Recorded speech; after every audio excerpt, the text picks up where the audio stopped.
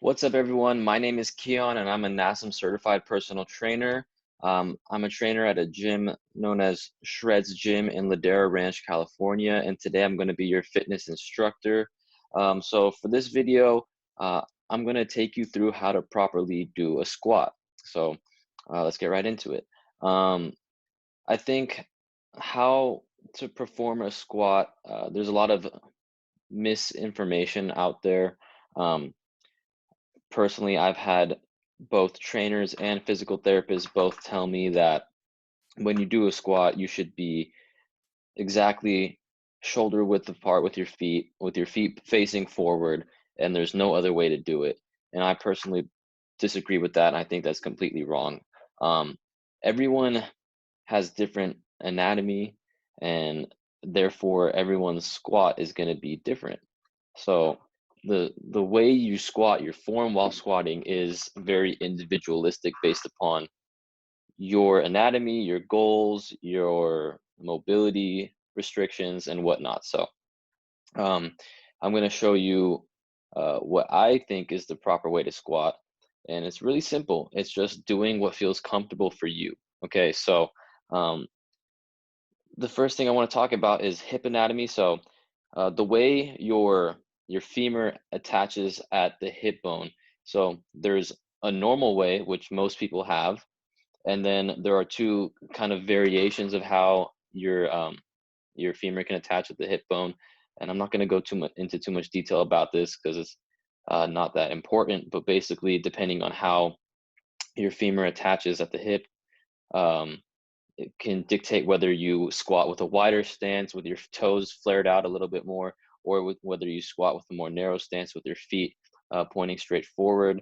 The length of your femur can dictate how you squat. The length of your torso can dictate whether you're more upright or kind of hunching or bending over a little bit while you squat.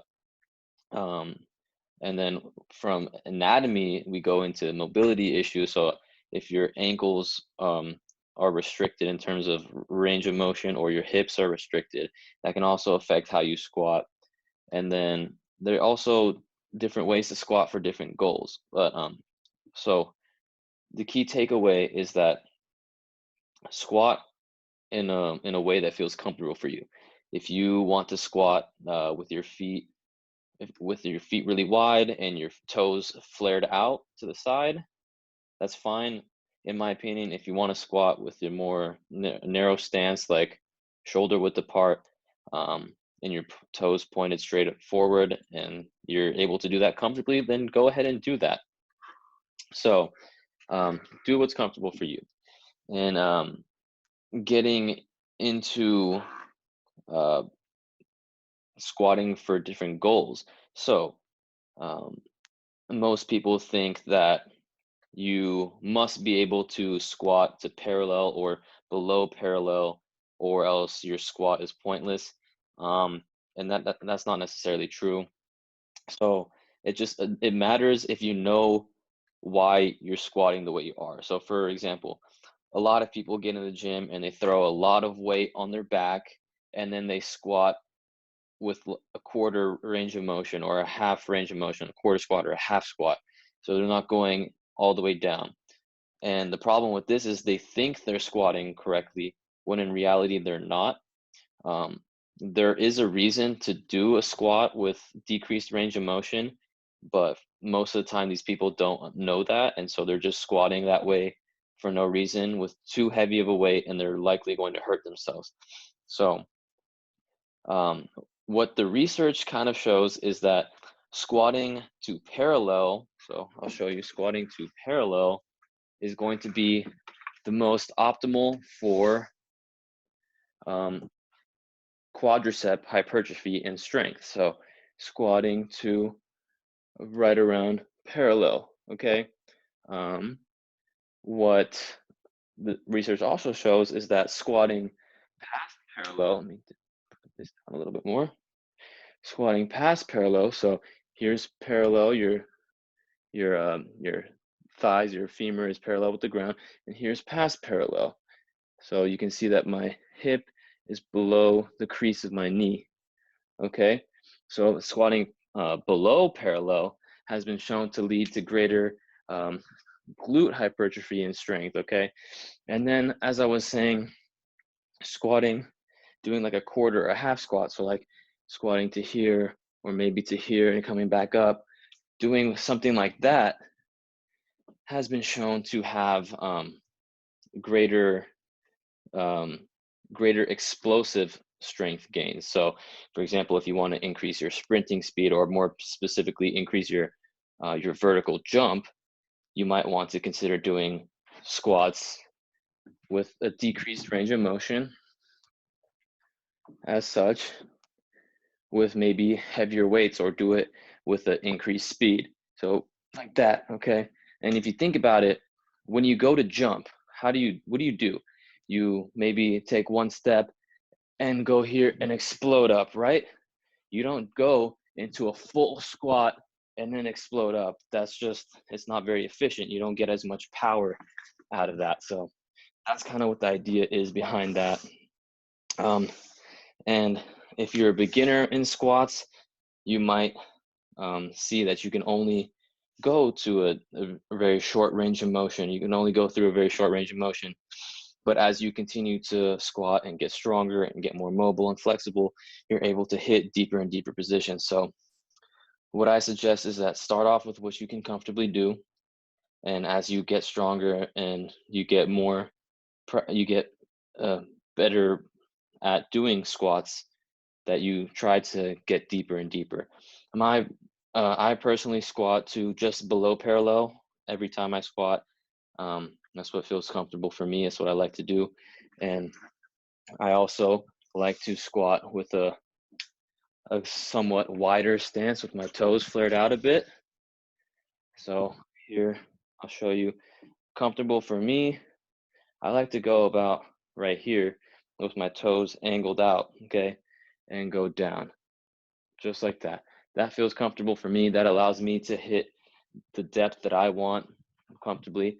But if you want to squat like this, your feet shoulder width apart, toes pointed straight ahead, that's fine. If you feel like you can hit that, I can't.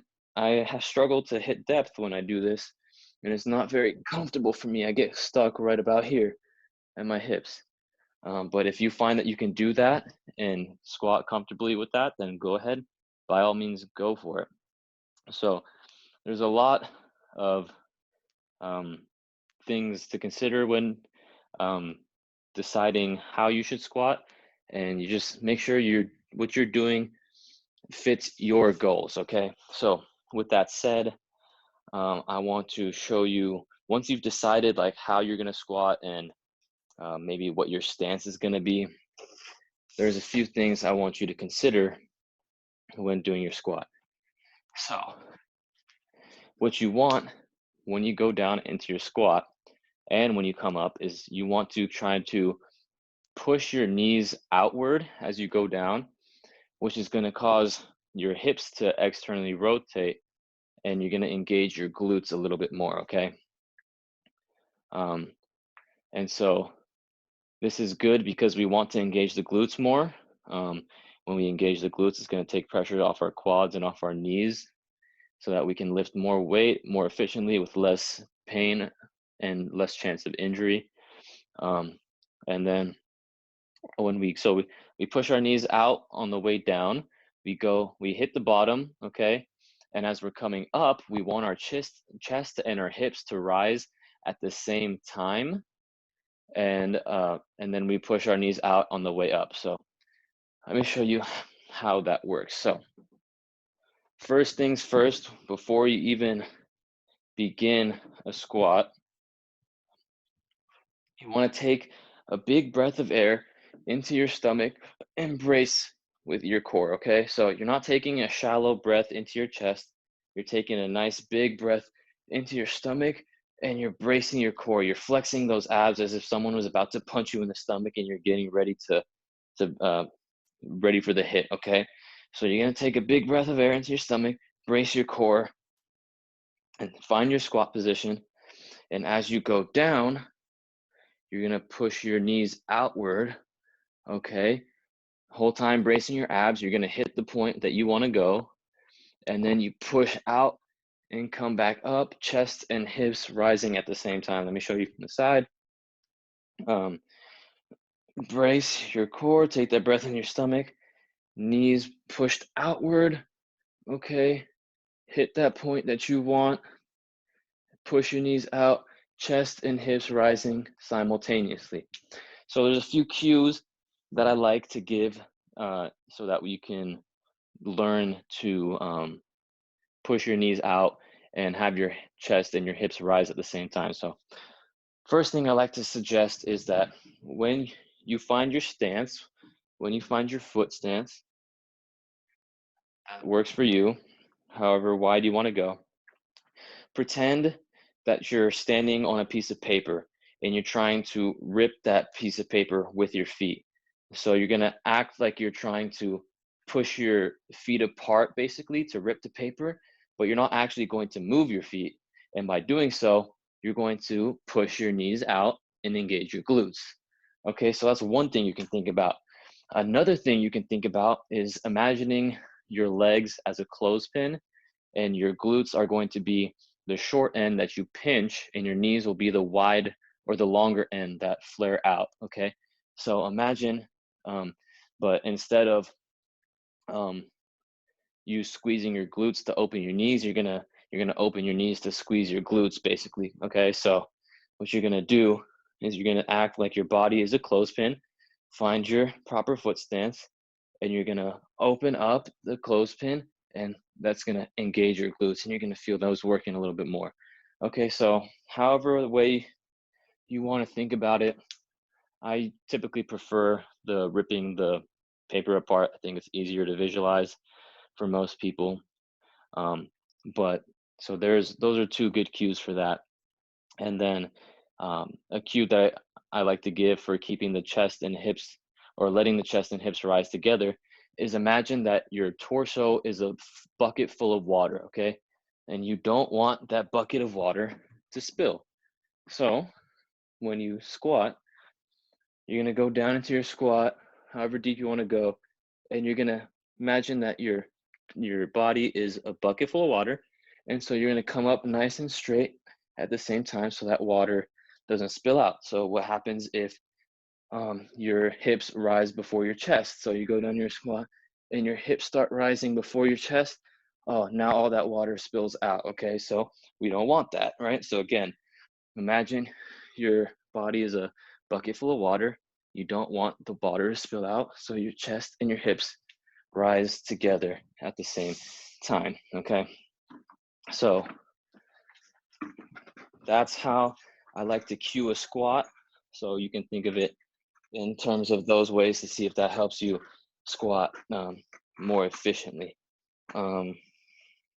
Another thing to consider, let me stand up again, when squatting is you don't want your feet to internally rotate and you don't want your knees to internally rotate or fall onto each other. So for example, when you're squatting, you don't want your feet to roll in like that or your knees to cave in. Those tend to be issues that are dealt with. So the feet turning onto each other or flattening, feet flattening has to do with your calves, usually tightness in your calves, and then the knees kind of caving in when you go down is typically a weakness in your glutes and especially your glute medius, which I'm not going to get into in this video. I just want to show you the basic form of how to squat. But those are some things to consider if you're experiencing those problems. Now, if you're a beginner and you've never really squatted as exercise, but you have squatted in your daily life to get into a chair, couch, car, seat, toilet, whatever, and you're starting to look to squats as a form of exercise, but you're kind of scared or you lack the confidence or the strength necessary to complete a full squat on your own, what I suggest is starting off with what's called a sit to stand. Okay, so what a sit to stand is exactly what it sounds like. So you find yourself a chair Preferably find one that doesn't rotate like this or has wheels on it so that you don't fall. But this is all I have right now. So what you're gonna do is same exact cues, find the squat stance that works for you, the width and the angle of your toes, all dependent on you. Brace your core, push your knees out on the way down, and you're just going to sit into the chair and then back up, okay? Sit into the chair and back up. So this is an excellent way to rehab your knees if you've been dealing with knee issues, or if you're just new to squatting, to build up that strength necessary to squat without assistance. So if you find that that's you and you need this regression before going on to body weight squats, then that's definitely an option for you. As far as progressing the squat, there's a lot of squat variations out there, depending on where you place the weight. You can place the weight in front of you, do a front squat or a goblet squat.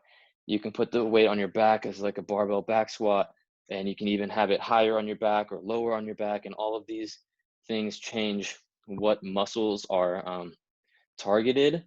For example, I'm not really going to get into that too much because this is just about how to do a basic squat.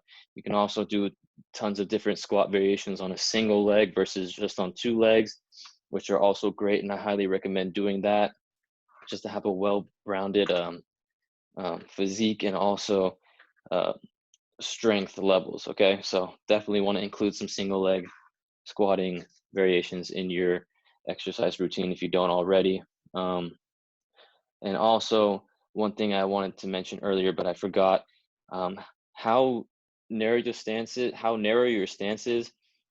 not only just a function of what's comfortable for you, but like I said, it's dependent on your goals as well. The more narrow your stance is, the more your quads are worked. The more wider your stance is, the more your glutes are going to be involved, okay? So you go wider, more glute action, less quads. So that's something to consider as well, okay? And then one of the last things I want to talk about is if you're dealing with knee pain, and how to warm up for a squat, okay? So what I like to do when I'm either dealing with knee pain or if I just want to warm up for squats, heavy squats in general, for example, is I like to do a couple of things. I like to warm up my quads and my glutes by doing wall sits. And I also like to warm up my glutes, particularly by doing glute bridges with a hold at the top for like 5 to 10 seconds. And if you happen to have access to resistance bands at home, so I also like to throw the resistance band around my knees and do side steps and squats with the band around my knee just to prime the glute muscles a little bit more. So I'm going to go ahead and show you what I'm talking about. I don't happen to have a resistance band with me, but I'm going to show you the motion of the exercise anyway. So first thing we have is just a classic wall sit. So you're going to find a wall, sit back in it, however deep you want to go, dependent on you and your level. So if you have to start out here, that's fine. What I'm looking for is you want to ideally hold it for 30 seconds. So if this is as far as you can go, hold it for 30 seconds, that's fine. You can go parallel and hold that for 30 seconds, that's fine. If both of those are too easy and you just start doing single leg versions like this, that's also fine. So I like to do those wall sits before a squat. And what's nice about a wall sit is that it's a isometric contraction of the quads and the glutes. So what that means is that the muscle is contracting without changing in length. And the good thing about isometrics is they've been shown to have a pain relieving or pain reducing effect. So that's why I like to do it before squats. Really makes my knees feel good. It warms up my quads and my glutes and helps me feel good and confident before heavy squat day. So the other thing I like to do before squats is called a glute bridge. Glute bridge is a very simple exercise. You just get on your back, Bend your knees, feet flat on the ground, and lay back. And you're just going to thrust your hip up, really focus on squeezing these glutes. Hold it for 5 to 10 seconds. Okay, and then come back down. And then I repeat this 10 to 20 times. Okay, thrust up explosively, squeeze those glutes as hard as you can, and then back down. And if you need to, if it's not challenging enough, you can even do a single leg variation of it. Hold for 5 seconds and back down. So I like to do both of those before my squats as a warm-up. And lastly, the 2 exercises that I do with the resistance band. So I have my own resistance bands, and then there's resistance bands at the gym that I train at. So basically, I take those bands, I put them around both legs, and I bring them right up around my knees, okay? And so basically what you want to do is with it around your knees, you want to take side steps like this, short and choppy, just like this, because you don't want your feet to come together, because if your feet come together, it takes tension off the band and off the muscle. So you want to keep your feet apart the whole time and just take side steps like this in a semi-athletic position. I'm not standing straight up, my core is tight, and I'm semi-bent like this, okay? Just take short, choppy steps with the band around your knees if you have access to that. And then again, if you do have access to it, what I like to do before squats as a warm-up is I like to put the band around my knees and just do a nice, really slow squat.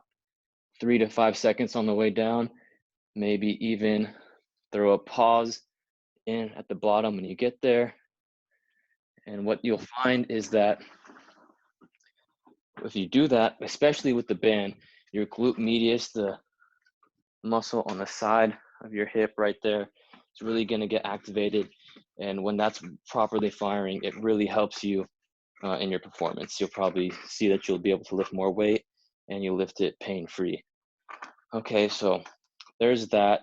In terms of the warm-up, if you don't have the resistance band, obviously you can't do the side steps. You can still do the slow squats, which I recommend. So I usually do about 5 to 10 reps of those really slow squats, 3 to 5 seconds on the way down, and hold for about a second at the bottom, and then come back up and do a couple sets of those. The glute bridges, I hold for 5 to 10 seconds, usually 5 seconds, and then I'll do anywhere from 5 to 10 of those as well, 2 sets. And then the wall sits I'll do for 30 seconds. I'll maybe do 2 of those as well. So that's what I like to do to warm up before a squat and make sure you're nice and everything is primed and working the way it should be. And then you can get right into squatting the way that I showed you. Okay, so just to recap, basically, like I said earlier in the video, my philosophy on squatting is you find the stance that works best for you. Okay, this could and should look different for almost everyone. Everyone has different anatomy, different hip lengths, different femur lengths, different femur attachment at the hips, different torso lengths, on and on and on. So I'd probably look different for most people. And all you got to do is find what works best for you and then continue to work on your mobility in the other areas, such as your hips and your hips and your ankles, and you can continue to progress from there as you get stronger and more mobile and flexible. So with that said, I hope this helps you. I hope you can use this information in this video and change up your squat and make it more comfortable and more unique to you, and use it to get stronger and become more functional in your everyday life. So thanks for watching. I hope you enjoyed this, and I'll see you next time. Bye.